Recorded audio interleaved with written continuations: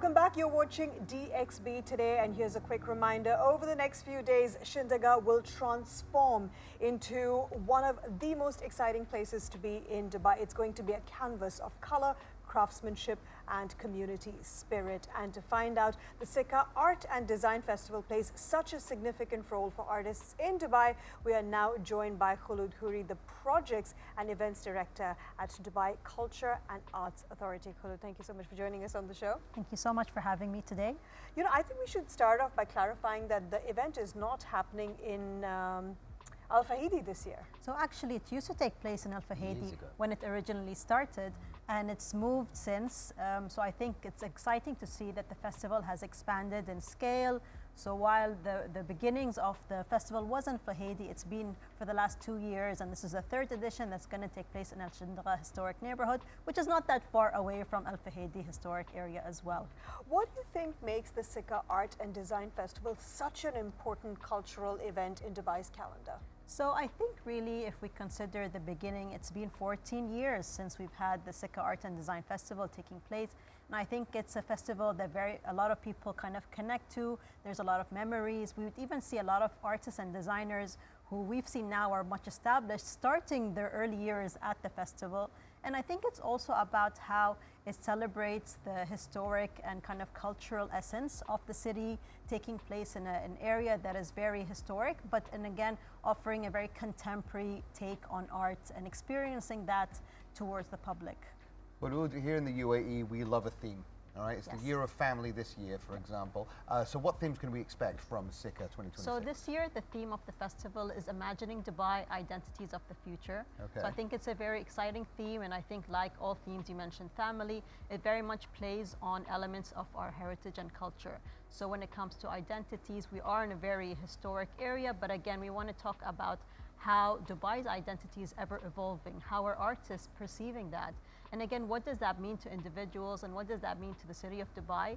And I think the beauty of arts and design is that you can be very interpretive. So what does that mean to you as a visitor? What does that mean to you as a creative? And you know, the shared stories and the shared experiences and exhibits or artworks that do reflect that. Khulood, I wanted to ask you, because Dubai has invested so heavily in platforms like Sikka to nurture local creativity. How important do you think it is for these initiatives to be rooted in community engagement and historic neighborhoods rather than existing only in formal gallery spaces? I think, like you said, that the community element is the biggest, I think, success of what Sikka is. If we've seen the number of visitors in 2025, we had over 160,000 visitors in the 10 days. And it's a very family-led event. You see a lot of children, families coming together, young adults. And I think bringing people together of different backgrounds is what Dubai is all about. You know, we have the multitude of nationalities, you know, even having it by the creek where Dubai started. You have the stories of Dubai starting as a trading hub. So I think, you know, bringing all of those together, bringing the ideas of communities, different nationalities and people is very important. And I think it's also about that one-to-one connection we have with people. With the festival, the artists and creatives are all there. I think people are looking for dialogue, looking for opportunities to connect, looking for ways to maybe collaborate. And I think this is when platforms really do well. It's about you provide the infrastructure, you provide the space, you provide you know, the room for creativity really to flourish. Yeah, I mean, you really are that hub of design and creativity, and has been for years. I was lucky enough to go to the workshop DXB, and they've been collaborating with Sikka for the last 4 years. But how do artists and designers get selected for the festival? So I think that's a very interesting question, and I think a majority of the artists are emerging artists. And for us, the festival is really a way to discover talent. And what better way to discover really than creating an open call? So what we start early in the year, we have a call out for artists across the different segments of art, for them who are interested to participate to share their details. We ask them to share concepts, their proposals, their ideas, you know, across the different ranges for the festival. And we did talk that the festival covers art and design, but it covers so much more than that. We also host performers, we host musicians, we have a food market, so we're even looking at F&B businesses, retailers, so looking at those that are producing and selling products. So it's quite extensive, and actually our open call is open to all these categories. We even look at workshop facilitators, so those who want to provide, you know, an arts experience or workshop. And so the open call really is where we start the process, but I don't think it's only limited to that. A lot of our, putting the festival together depends on the independent curators. So a lot of the houses which are themed and internally, I think the festival comes up with kind of the focus areas for the year. We work with experts in each of the fields. So whether you mentioned Workshop DXB, who have been curating the urban house for a few years. So urban is a very kind of important sub-theme. Or in the past that we've also had the Khaliji house, or we have the the visual arts house. So we even look at the different sub-themes that we want to kind of discover and explore at the festival.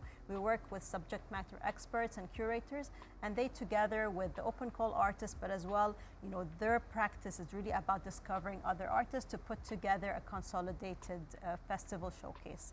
It's a very creative process, it I would sounds say. like it, yeah. And I'm very excited because last year was just absolutely incredible, and I want to know if you can paint a picture for us, some specific exhibits or artworks or stunts even that visitors will be able to see this year.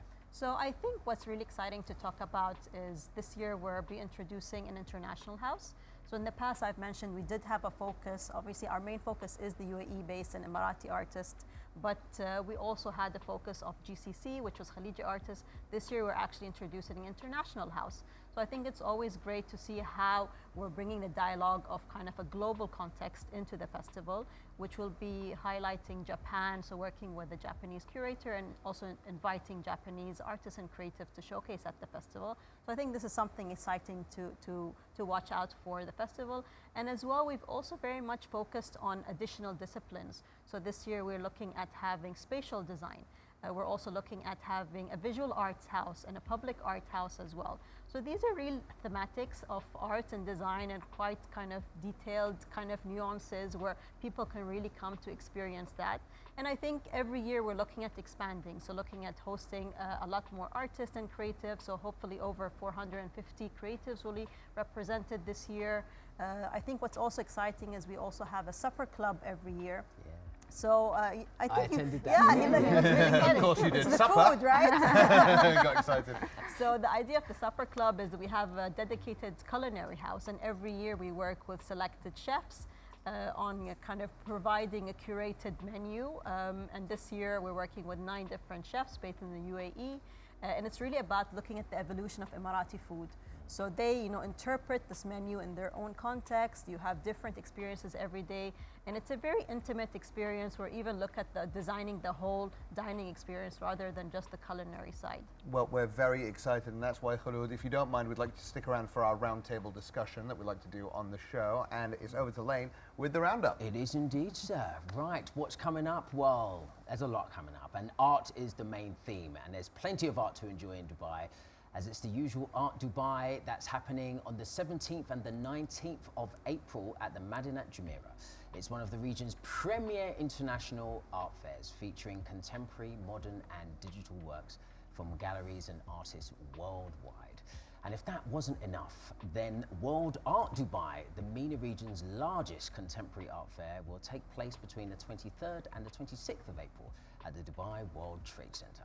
It will bring together an extraordinary collection of over 10,000 artworks from 400 plus renowned galleries, solo artists representing more than 65 countries worldwide. Do you consider these rivals, Khulood? Or are you all part of the It's same a team? I think it's a stepping stone, I would say. Like, you know what I mean? And to, No, I think definitely we're all partners. We all work collaboratively. World Art Dubai is actually participating at Sikka Art Design Festival with an activation. So I think it's just great to see how the ecosystem has flourished.